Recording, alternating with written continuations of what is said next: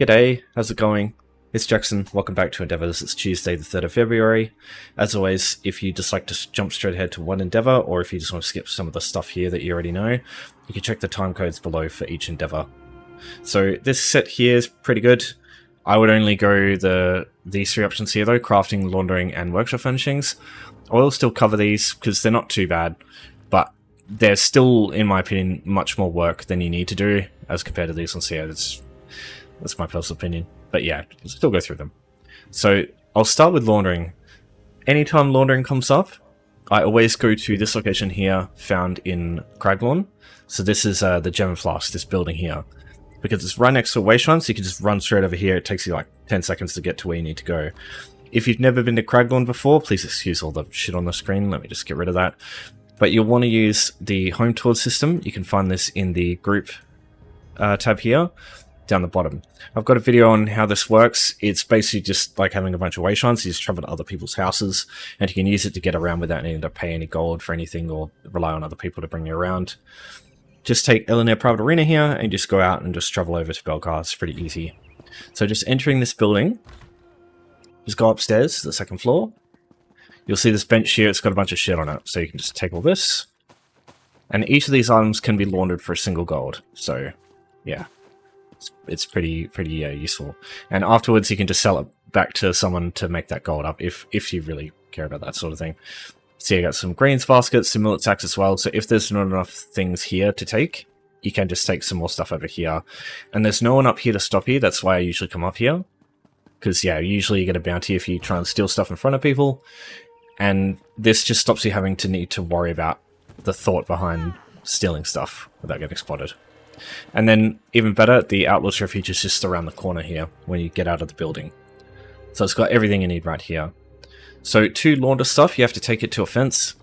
This Outlaws Refuge has a bunch of fences down here. You've got this fence here that you just go through the gap, and then the actual fence is down here. Just talk to Rashinia here, and make sure you hit this tab here. This is the laundering tab. So just launder everything here, and that's the endeavor done. If you want to sell everything, just come over here. The merchant is just over here, Grezabesha. Just open up the thing here, just go to provisioning, and just sell everything that you just got from the Gem and Flask. And that way it's not taking up heaps of inventory space. Alright, now on to crafting with blacksmithing. So firstly, just be aware, if you want to do crafting writs today, blacksmithing writs will count for this endeavor. And it's good to do both of them at the same time, because crafting writs give you championing alloys, they give you surveys, they can give you a bunch of good things to that you'll probably want if you want to play this game long term. But if you're just looking to complete the endeavor itself, just go to a blacksmithing station. You need 4 iron daggers, so you need some style materials and some iron ingots. So 8 iron ingots in total and 4 style materials. After you craft them, it's probably best to deconstruct them again to get some of that material back, so you're not spending so much next time. Or you could hold on to them, because eventually you will likely get a blacksmithing deconstruction endeavor. They do pop up pretty frequently. They're pretty easy to do without needing this stuff though, so I wouldn't worry too much about that, just deconstruct it anyway. Now, style materials you can get from any blacksmith. You'll usually find these around the blacksmithing stations. And, oh, sorry about the camera angle there. So these people sell style materials, an infinite source for 15 gold each. Now, if you need a little bit of gold, because you'll probably need that for the iron, some of the iron, if you want to get that through guild stores. If you want the workshop finishing for the other endeavor that I'm about to talk about, you'll need some gold for that too. If you need any gold for any of this stuff here, just a little bit, just check the description. I've got a endeavor prep video that just goes through a pretty easy to follow, like early game gold guide, just for like getting, you know, you can get a couple of 100 gold in a couple of minutes. It's a pretty good way to get some gold early game. Just check that if you need. Yeah, so you need some of these. I wouldn't buy these on guild stores because for some weird reason people sell them for way more on there. It's just better to buy them here, I think. Okay, so if you're in need of some iron ingots, you can check guild stores for some of this stuff. So you go to materials here, you go to blacksmithing, go to material. Probably don't buy raw stuff unless you want to refine it for important materials, because it's more expensive buying it that way. But you can go through this, you'll find iron ingots sometimes. If you want to know where to look specifically for them, like which guild stores are selling them at the moment. You can use Tamriel Trade Center to track this sort of thing. If you just type iron ingot, yeah, you just select that, go advanced search here, and just select, you can set the parameters here. So what I would probably do is go amount between 1 and 10, or maybe 20 if there's not enough search options, and just go unit price between 0 and 10, because you really shouldn't be spending more than 10 gold on iron ingots in this game. So there you go. There's a lot of options here that are, there's only a small amount of iron, and yeah, that much gold, you can get that pretty quick. I will go through a cheap, oh no, not a cheap, sorry, a way to get iron ingots sourced yourself without needing to buy them. You can borrow some stuff, so to speak, and deconstruct it for iron ingots. So there is a shop vendor over here. This is in Shadowfen. This is the city of Stormhold. If you want to get to here, you can use home tours to get to Stormhold as well, pretty easily using the Ample Domicile over here. Now the reason we're here is there's this stone slab here, and you've got the weapon racks over here full of blacksmithing weaponry. So we're going to just take some of this stuff here. And if we go and take this to the blacksmithing station over here, we can deconstruct it. Now, unfortunately, the only thing that does work for this is stolen goods. If you can find items that you can just take without the issue of getting a bounty, deconstructing that stuff doesn't give you anywhere near as many materials as stolen things do. Stolen stuff is the way to go. So if I just go and deconstruct this stuff here, yeah, you can see we've got a couple of iron ingots there. So just a bit more would give us enough to complete this endeavor, as far as iron ingots go. When you are going to take this stuff, just be mindful that some of these people do walk up to these racks over here and inspect them. This spot here is pretty safe, mostly. But yeah, just always keep an eye on these guys for when they're moving around. I should also mention, if you do end up getting a bounty, if you get spotted, and you're able to deconstruct the items, and if you do end up paying your bounty in the long run, you can just wait it out. It's usually not too long. But yeah, if you do end up paying for it, the iron ingots that you get from deconstructing these, they become legitimate. They don't become stolen, so you won't get those taken away from you if you end up paying the bounty. It's just the items that you steal. It's kind of like the dilemmas with people stealing cars and then dismantling them for parts that they can sell legitimately, that sort of thing. Okay, so now let's look at the third easy option, workshop furnishings. So you can get both a furnishing and a house easily if you come to this location here. So this is Glenumbra, the Daggerfall Wayshrine over here. You start with this Wayshrine as soon as you begin the game, as soon as you create any character. So it's pretty easy to reach over here. Now you'll need 100 gold. As I said earlier, there's a video in the description for some early game gold stuff. Just check that if you need it. But yeah, that's all you'll need.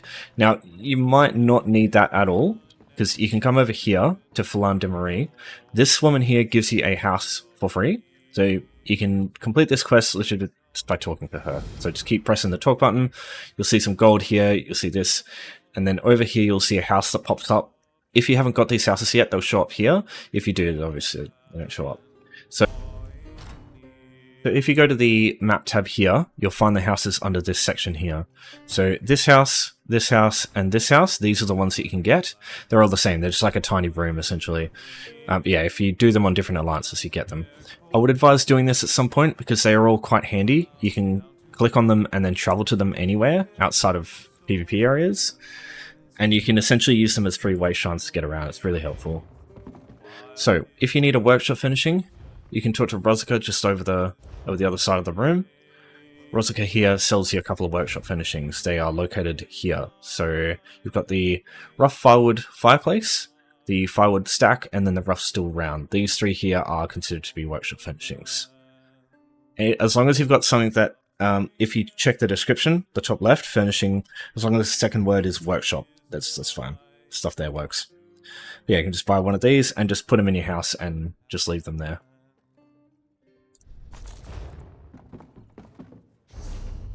So when you're ready to travel to your house, just left click in the map here and just go travel inside.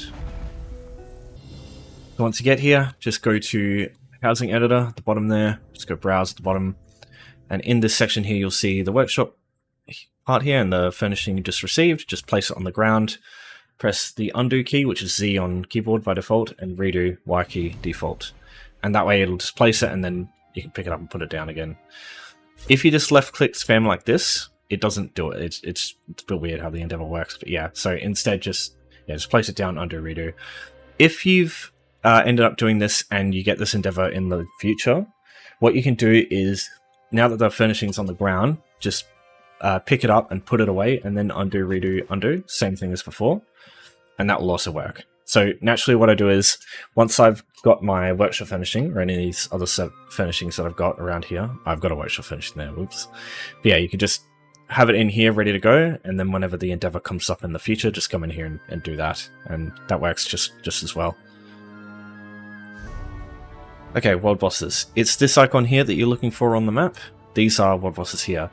Do be aware, if you fight a boss that consists of multiple enemies, Soulfire Plateau, in Oridon, or Reconnaissance Camp in Greenshade, as an example, they don't count as multiple. It's just the whole thing counts as one boss. It's sucked, but yeah. Now, the only ones I would go here, because you need two, the simplest world boss to find, assuming you have no way shrines, is this one here, Western Overlook. Again, just like with the housing endeavor, you can just go to Daggerfall Way Shrine here in Glenumbra, and it's unlocked as soon as you start the game, so it's really easy to get here.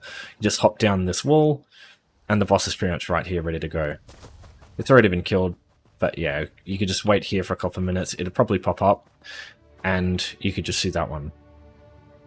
Now, do be aware, the world bosses will be, and Patrolling Horrors, they're basically the same thing, just in Imperial City. World bosses are quite tough.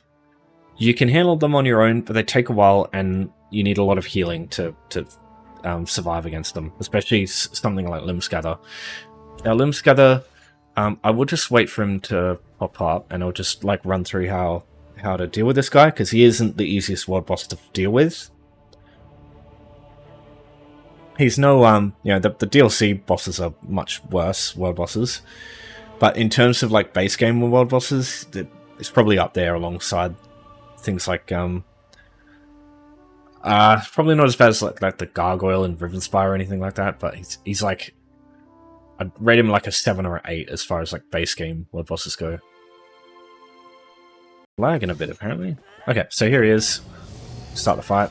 Now this dude, his regular attacks do a shit ton of damage, but they just come out very slowly. So if you block each one, usually you'll be fine. He also has that channel there. The channel is... Can I not...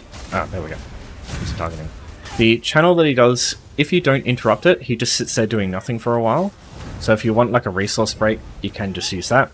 But if there's other people, they might end up just interrupting him. So yeah, just ignore that. Got a full-on lightning staff heavy attack build going on here by the look of it. Now, the last hit doesn't matter for world bosses. As long as you deal a bit of damage to them and then they die, it still counts. So don't stress about getting the last hit in. Same thing with Patrolling Horrors, which makes them good too. Yeah, so unfortunately you'll just have to wait for this thing to respawn. It will take a couple of minutes, but you can just chill while you wait and watch stuff in the background, like watch YouTube or something. It's not too bad usually. Now, if you do want world bosses with two world bosses together that you can do in rapid succession, Lesser Circle and Lost Caravan in Alaka Desert, this is a good pair. They're both pretty easy bosses to deal with, and yeah, they're pretty close. So you just basically go this direction here, and you'll just go along the dunes and find it over here. And they're both next to a way shrine pretty close. If you've never been to Alaka Desert, just use House of the Silent Magnifico to get here for the first time. Just travel a little bit southeast, and you'll get over here. Another good option is Greenshade. You've got these two bosses right next to each other. They are a little bit more challenging than the bosses in Alaka Desert, but because they're so close to each other, it's pretty good. Again, probably home towards Boulder Tree Refuge is the way I'd get over here. You've also got Stonefalls with Brahma's Grove and the Strasform Hive over here. These are both... You can just go to one over here and then go back to the Wayshrine and then travel back here to this Wayshrine. After killing this one, so you could do that pair. Yeah, personally, I just do the other options. I think it's much easier. As far as difficulty goes, Strasform's pretty tough. Maybe a little more tough than this one here, Western Overlook. Not that bad. But it's just the dude doesn't really do anything aside from slap you, and he hits like a truck. So Brahma's Grove, much easier than this one here. Dude does slap you mostly, but oh god,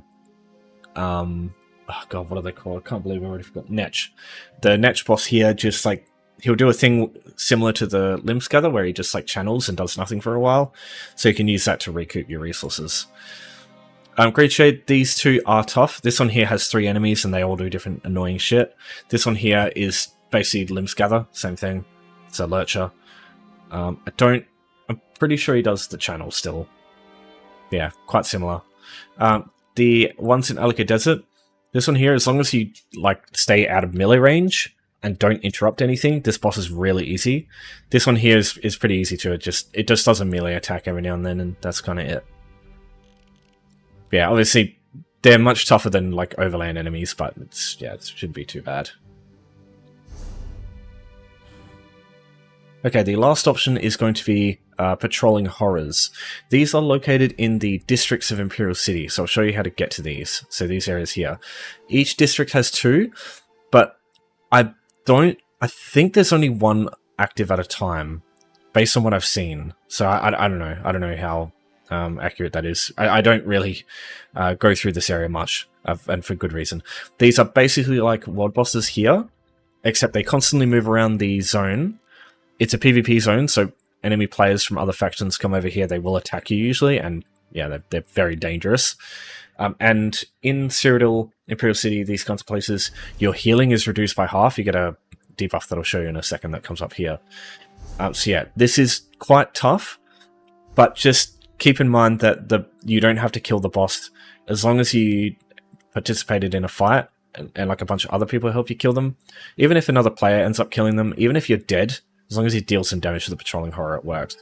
But what you want to do is go to Imperial City here, just queue for one of these.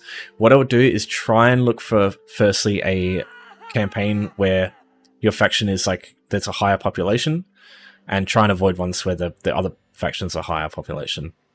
Right now, there's none that really have a higher population here, so I'll just go anything.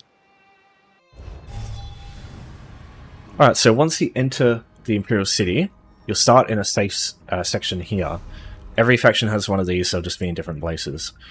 Now, to reach the districts, you'll see a room without any icon. So it's this one here. I just call this the ladder room. This is important for reaching the patrolling horrors easily. So this room has 6 ladders that reach each of the 6 districts. So you've got all the districts here. I'm just going to put away my Telvar first. Just if you die here with Telvar in your inventory, you lose half of it. So that is very bad, because Telvar is quite valuable in this place. 8. You do get more Telvar from killing stuff if you have it in your inventory, but I just don't think it's worth holding on to, because yeah, you can get killed in this place really easily, especially as a PvE build. A typical damage, like a typical player with a good build in here will just basically stare at you and you die. They do that much damage. These here, these are the capture points.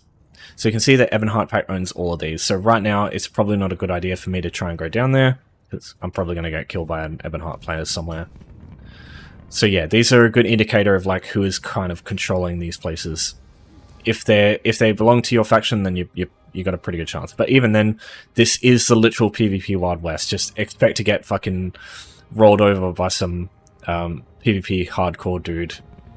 Because they do run around these places, and there are some crazy good people. But yeah, you got a Daggerfall person over there, for example, with 12,000 health there. That's pretty rough. Alright, so this here is a page that shows all the patrolling horrors you can find in each of the districts. I'll link this in the description if you want to have a look. But yeah, you can just, it'll show you what they look like so you know what to look for. Now, each of these districts, one of the patrolling horrors has a monster mask. So if you're looking for these monster masks to collect the whole set, you can check that. So you can just put your cursor over these and it shows you what they look like. It goes through what they do, like all their attacks. Each of these enemies has like a special attack that the regular enemy doesn't do. For example, this one here, I think this thing here is the unique ability that it does. Yeah, extra clan fears, stuff like that. The Baron Thirsk, for example, he summons like portals, and the portals can summon like kamikaze Banekin and shit like that. So yeah, that can be quite nasty. Now, if you want to know which ones have monster sets, I'll just show this. So, monster Imperial City. There we go. So, just discounting Lord Warden because that's from a dungeon. These other ones here are the ones you're looking for. So, Thirsk, Glorgolok, Immolator Char, Maligda, Nunatek, and Zol. These are the 6 that actually have one. So, it should be 1 from each district. So yeah, again, if you end up killing these ones here, oh sorry, even if you don't end up like doing the last hit on these things, even if another player kills them, just like with the Endeavor, the Monster Helm will drop for you if you loot the body after it's been killed, even if you have to like respawn and come back. The dead body will stay for a while. So you can't. That is like a kind of a cheese way to just get these Monster Helms without really earning them. Oh, speak of the devil. So here's King Krogo. So, oh yeah, sorry, he's not an actual. He doesn't have a monster stat. So King Krogo, this one. So yeah, they all show up here. Now you can see the blue ring. That's like the invisibility counter system that they have. Now yeah, these guys will just like patrol around the area, and he'll go around there, and then he'll come back this way and repeat it until a player stops him. Now, do be aware, you also cannot attack him from up here. If I try and hit him, it doesn't let me. So you can't just try and plink him from the top of the tower, it doesn't work.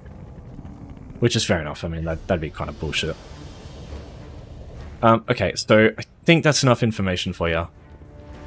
Yeah, again, I wouldn't really bother with this one because the other options are easier, but you know, if you want to do the Golden Pursuit at the same time, that's fair. That's a way to do it. Okay, thanks everyone. I'll see you next time. Any questions, you know the drill, just chuck something here, I'll get back to you. Take care for everyone. Oh, whoop. That's not right. Take care for now, everyone. I'll see you next time.